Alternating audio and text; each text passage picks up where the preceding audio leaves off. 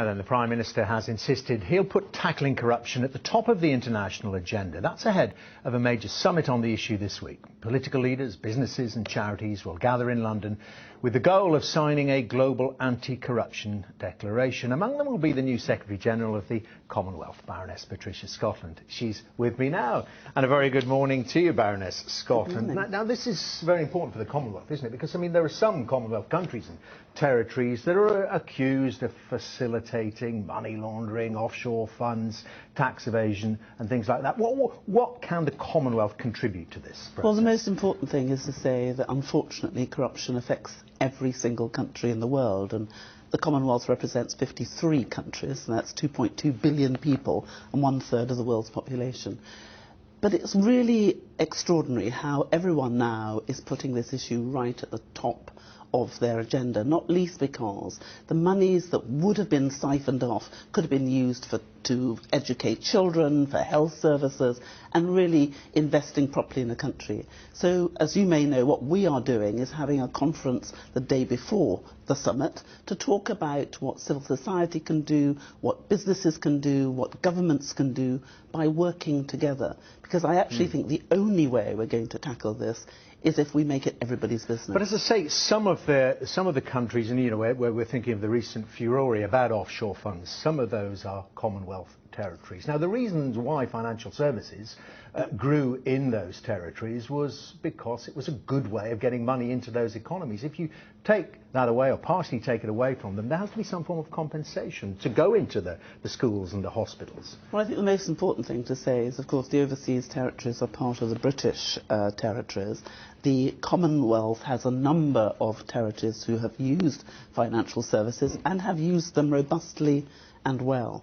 I think one of the things that we are all knowing now is that a new template is being created. There's this huge global debate between avoidance and evasion.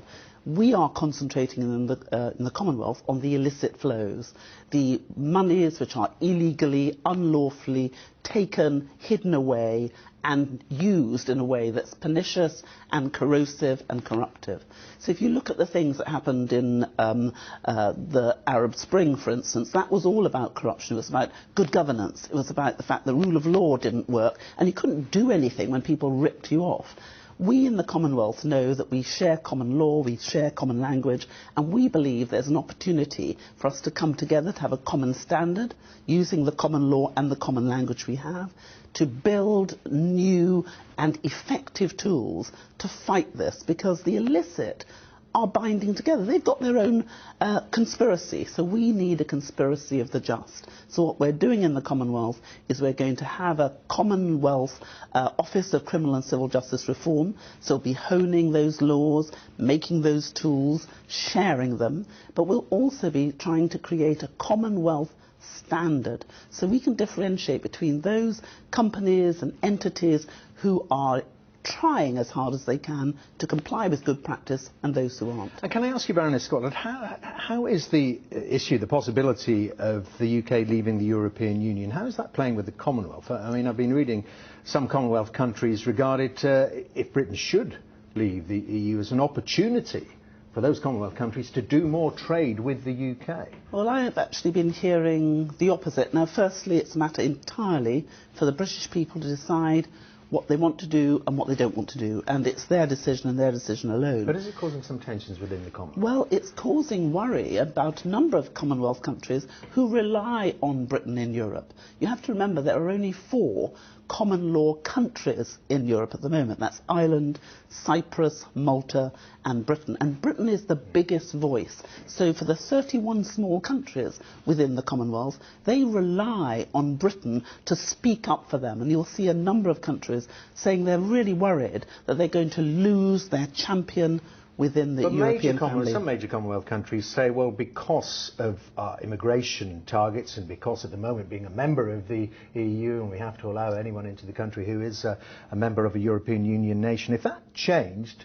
then it would be easier for Commonwealth countries for their peoples to access the UK? Well, I think this is really a false dichotomy, because if you look at it at the moment, from a Commonwealth point of view, this is not from a British point of view, it's from a Commonwealth point of view, they have the best of both worlds. They've got a foot in Europe and a foot in the Commonwealth. And at the moment, there's a 19% advantage in Commonwealth countries trading with each other. So if we could increase that, if we could enhance the things that join us, we could up that 19% advantage. But part of it is great because, of course, we have the European market as well as the Commonwealth market. So I'm afraid what I'm being told quite strongly by Commonwealth countries is that they think they've got the best of both worlds at the moment and they'd like to keep it. But, you know, it's a matter for British people. Yeah, indeed. Not for us. Just very quickly on this issue of homosexuality and LGBT rights. It's a real issue, isn't it, for the Commonwealth?